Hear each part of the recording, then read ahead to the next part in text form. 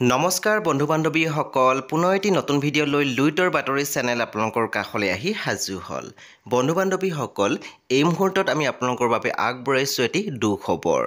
জনপ্ৰিয় অভিনেতা ৰাঘৱ নিতামক আপোনালোকে সকলোৱে চিনি পায় বাৰু অভিনেতাজনৰ অভিনয় চাই আপোনালোকে ভাল পায় নে নাই আমাক জনাবলৈ নাপাহৰিব